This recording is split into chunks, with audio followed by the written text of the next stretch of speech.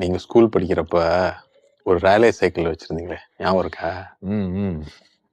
அதுக்கப்புறம் கூட ஒரு டிவிஎஸ் சாம்ப் வாங்கிட்டீங்க, நீல கலரு. ம். அதுக்கப்புறம் அந்த சைக்கிள் என்ன ஆச்சுன்னு தெரியுமா? எனக்கு டிவிஎஸ் சாம்புக்கு என்னாச்சுன்னே ஞாபகம் இல்லை. சரி, இது ஞாபகம் இருக்கான்னு பாருங்க. அதுக்கு பின் மண்கார்டில் அண்டர்டேக்கர்னு ஒரு ஸ்டிக்கர் ஒட்டி இருக்கும். கரெக்டா? ஆமாம். அது வந்து நான் கொஞ்சம் கொஞ்சமா காசு சேர்த்து நம்ம அமுதா ஃபேன்சில வாங்கினேன். WW Undertaker.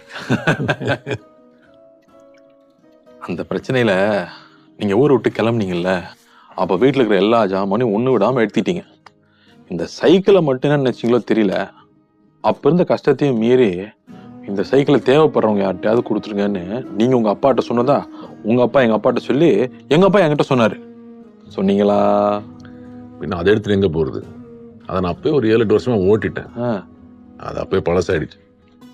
நொங்கு வண்டி ஓட்டுற பயலுக்கு புதுசு என்ன பழசு என்ன?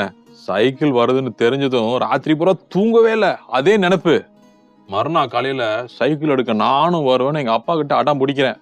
அதெல்லாம் வேணா, நீ பள்ளிக்கூடத்துக்கு போ, தஞ்சாவூர்ல போய் சைக்கிள் எடுத்து சரி பார்த்து ஆயில்லாம் போட்டு கொண்டு வரேன்னு சொல்லி என்னை கலட்டி விட்டாரு.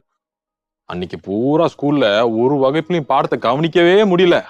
சைக்கிள் எவ்வளவு பெருசா இருக்கும், என்ன கலர்ல இருக்கும், எனக்கு எட்டுமான்னு ஒரே கற்பனை.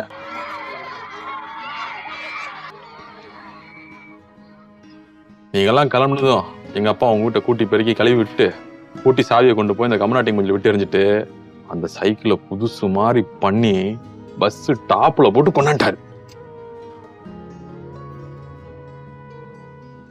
அது உங்ககிட்ட வந்து சேர்ந்துச்சு. எனக்கு இதெல்லாம் தெரியவே தெரியாது. அதான் அழகு.